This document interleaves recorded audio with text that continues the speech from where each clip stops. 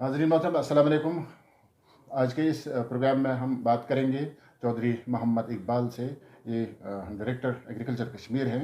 तो इनसे ही जानने की कोशिश करेंगे जो ये मुख्तलिफ़ स्कीमें चलते हैं, इनके मतलब आप कैसे अमलाते हैं इनको फील्ड में, ग्राउंड लेवल पे कैसे अमलाते हैं। जो ये ज़मींदार दोस्त हैं वो कैसे इनका फ़ायदा उठा सकते हैं, क्योंकि स्कीमें तो बहुत हैं, पहले से भी आती थी, नई भी आती हैं, लेकिन उनमें एक तातुल रहता है कि जो स्कीम का फ़ायदा बुनियादी ज़मींदार तक पहुंचना चाहे वो वक्त पर नहीं पहुंचता है, वो बेदारी न होने की वजह से। तो सीधे हम बात करेंगे चौधरी मोहम्मद इकबाल से। इकबाल साहब, अस्सलाम वालेकुम। वालेकुम अस्सलाम। चौधरी मोहम्मद इकबाल साहब, जो ये ज़राअत का शोबा है, ये इस पर मुनहसर है हमारा पूरा माशरा है, क्योंकि जब ये तरक्की करेगा तो तभी बाकी शोबे तरक्की करेंगे। जो ये सबसे छोटा हमारा ज़मींदार है, इसकी निगाहें आपके महकमे की तरफ, ये जाता है मुख्तलिफ़ ज़िलों में, जोन सतरों पर, जोन लेवल पर या बाकी ब्लॉक लेवल पर जो आपके दफातर हैं वहाँ जाते हैं, लेकिन तसल्ली बख्श जो उनको गाइडेंस मिलनी चाहिए उससे थोड़ा बहुत कतराते हैं। क्या स्कीम है आपके पास जिससे आप फ़ायदा पहुँचाते हैं? देखिए, ये बड़ी खुशआइन बात है कि आपने एक किसान जो किसानी के साथ जुड़ा है, वो डिपार्टमेंट ऑफ एग्रीकल्चर की जो मुख्तलिफ़ स्कीमें हैं उनसे एक है कि फ़ायदा कैसे उठा सकता है। लेकिन मैं समझता हूँ कि स्कीमों से ज़्यादा किसान के जानकारी देना कि प्रेजेंट सिनेरियो में एग्रीकल्चर में क्या है और क्या होना चाहिए, ये भी बड़ी खुशआइन बात है कि आपने जिस लिहाज से पूछा कि किसान को जानकारी देने के लिए डिपार्टमेंट का मैंडेट क्या है, प्रोटोकॉल क्या है, किस तरीके से किसान को जानकारी मिल सकती है।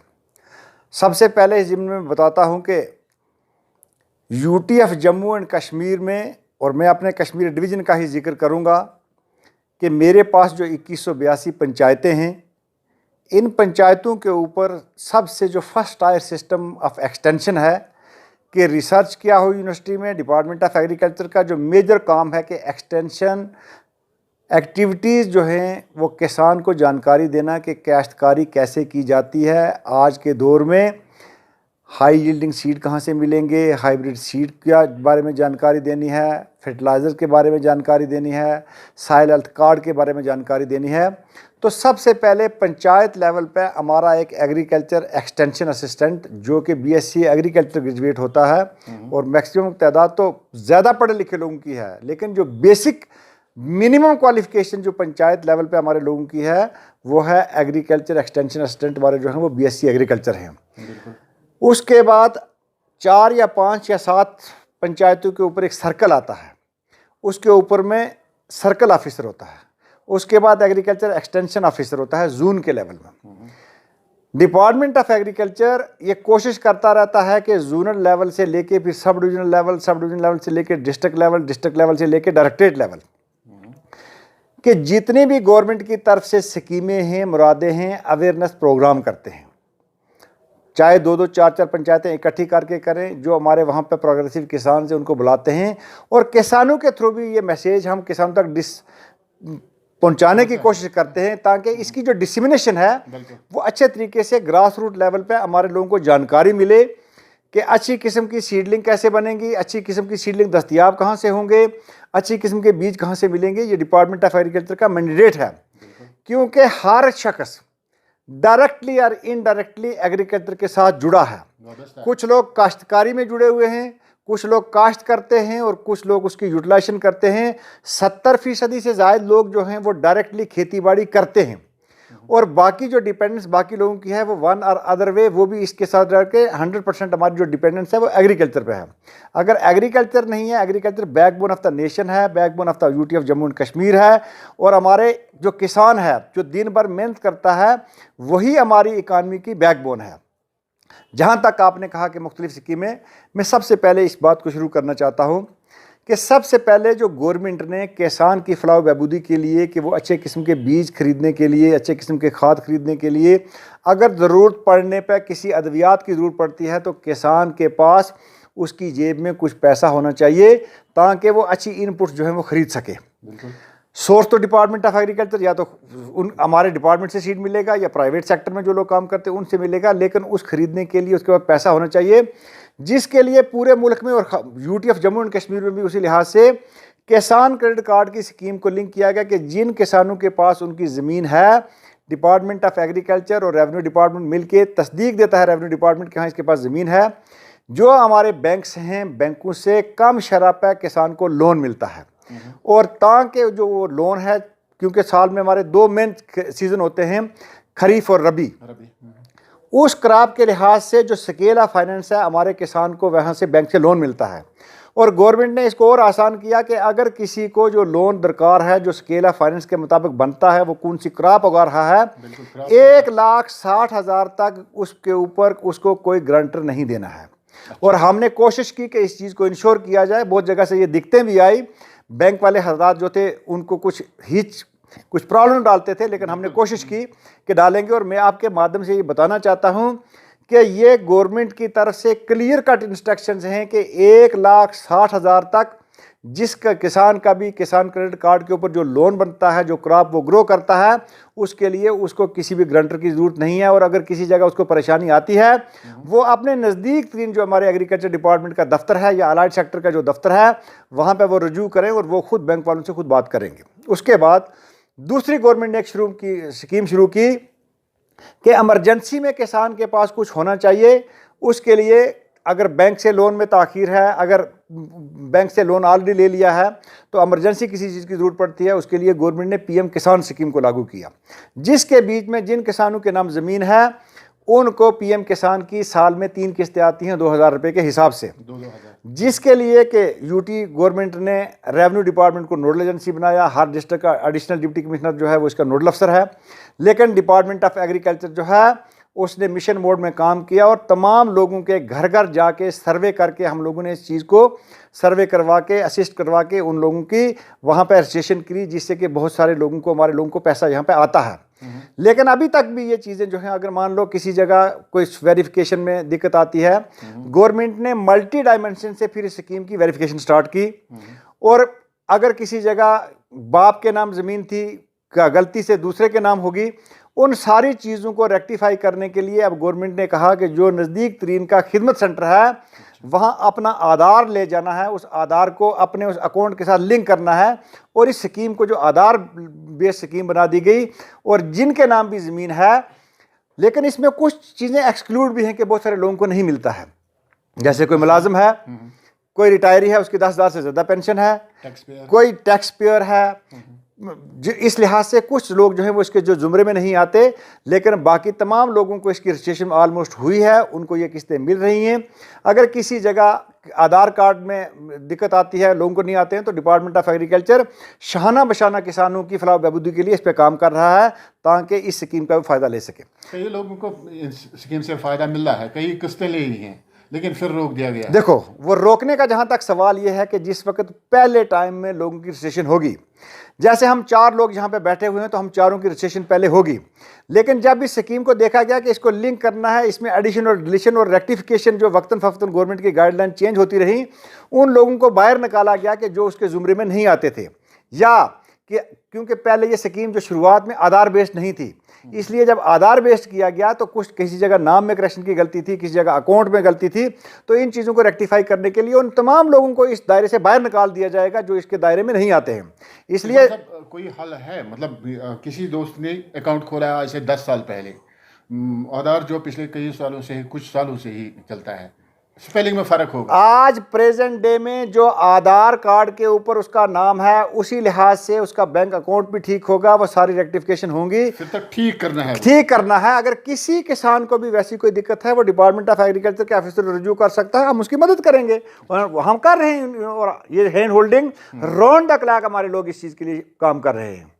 अगर इन लोगों ने हर फार्मर के पास जाके ये काम नहीं किया होता, तो आज जो हमारे कश्मीर की 7.5 लाख फार्मिंग फैमिलीज हैं, जिसमें से 6,19,000 को तो ऑलरेडी पीएम किसान जो है उसके दायरे में मिल रहा है। उन लोगों को ही नहीं मिल रहा है जो इसके दायरा कार में नहीं आते हैं या जिन्होंने पहले गलत तरीके से ले ली, उनसे रिकवरी भी हो रही है। ऐसा नहीं है कि गवर्नमेंट वापस भी ले रही है, गवर्नमेंट ऐसा नहीं है कि अगर चला गया किसी के पास तो वापस नहीं आ सकता, उसके लिए भी प्रोटोकॉल है, लॉ है, वो ले रहे हैं उन लोगों से। किसी को इनकम टैक्स पे करता था उससे भी वापस ले रहे हैं, किसी की तनख्वाह ज़्यादा थी, पेंशन ज़्यादा थी, उसको भी वापस ले रहे हैं। उसके बाद जब ये दो चीज़ें इनपुट्स खरीदने के लिए जाती हैं, उसके बाद रहता है कि सॉइल हेल्थ कार्ड स्कीम। देखो, जमीन का अगर हम ज़मीन से फसल लेना चाहें, फसल लेते रहें, लेकिन हमें ये पता ही ना हो कि इसके अंदर जो न्यूट्रिएंट का स्टेटस है वो क्या है, क्योंकि हर क्रॉप को ग्रो करने के लिए असेंशियल एलिमेंट की ज़रूरत होती है।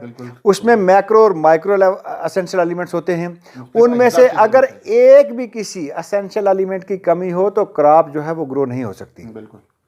लेकिन लगातार जब हम एक जगह से फसलें लेते हैं तो उसके अंदर उन चीज़ों की, उन न्यूट्रिएंट्स की कमी हो जाती है। इसलिए इस चीज़ को भी मैंडेटरी बनाया जाए कि हर किसान के पास उसकी जो ज़मीन, खेत की मिट्टी है, उसका सॉइल हेल्थ कार्ड होना चाहिए, जिसके ऊपर के डिफरेंट फेसेस में काम किया गया। पहले ब्लॉक लेवल पे काम किया गया, फिर ग्रिड पे काम किया गया, फिर विलेज अडॉप्ट किए गए, फिर डिस्ट्रिक्ट अडॉप्ट किए गए, और अब यूटीएफ जम्मू एंड कश्मीर ने ये फैसला लिया है कि आने वाले खरीफ सीजन से पहले तमाम लोगों के पास आधार कार्ड होना चाहिए। और हमने इसको 3 लेवल पर स्ट्रेंथन किया। सॉइल हेल्थ कार्ड, हमारे लोग जो हैं वो जाते हैं, फील्ड में जाते हैं, किसान को भी बताते हैं, वहाँ से सैंपल लेते हैं, उसके बाद वो लेबॉर्ट्री में आते हैं। हमारे पास कश्मीर में 10 सॉइल टेस्टिंग लैब जो हैं वो स्टैटिक लैब मौजूद हैं। हर डिस्ट्रिक्ट के अंदर हमारी लैब मौजूद है। हमारे पास कुछ डिस्ट्रिक्टों में पहले माइक्रो न्यूट्रिएंट की फैसिलिटी नहीं थी। इस साल हमने डिस्ट्रिक्टों में अपनी उन लैब को स्ट्रेंथन किया और हर डिस्ट्रिक्ट के बीच में हमने एटॉमिक ऑब्जर्वेशन, जिससे कि माइक्रो न्यूट्रिएंट को एक्सट्रैक्ट करने में मदद मिलती है, वो भी लगा दिए। और आपको ये जान के खुशी होगी कि फिर गवर्नमेंट ने देखा कि इसको और स्ट्रेंथन कैसे किया जाए। यूटीएफ जम्मू एंड कश्मीर में 28 village level soil testing lab बनाने का मंसूबा बना, जिसमें से 15 लैब जो थी वो कश्मीर में और 12 लैब जो थी वो 13 लैब जो थी वो जम्मू में।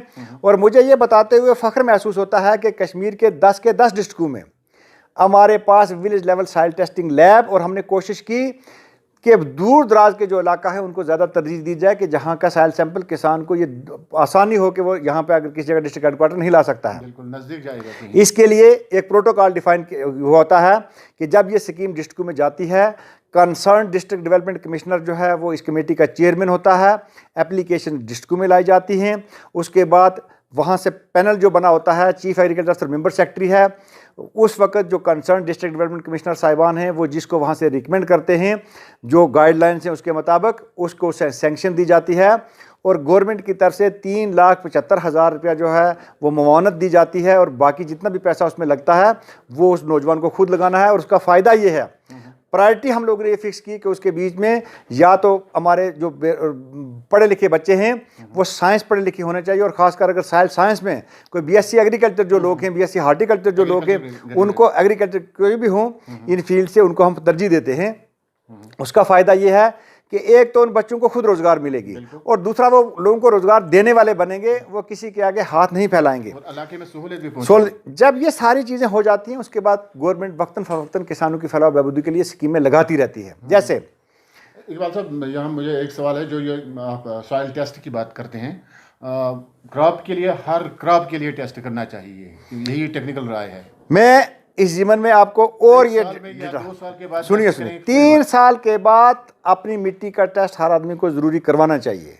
हर साल हो जाए तो अच्छी बात है, लेकिन पहले एक वक्त था कि एक लमसम डोज दी जाती थी कि इस वक्त कश्मीर में ये क्रॉप ग्रो हो रही है, उसकी ये लमसम डोज दे दो।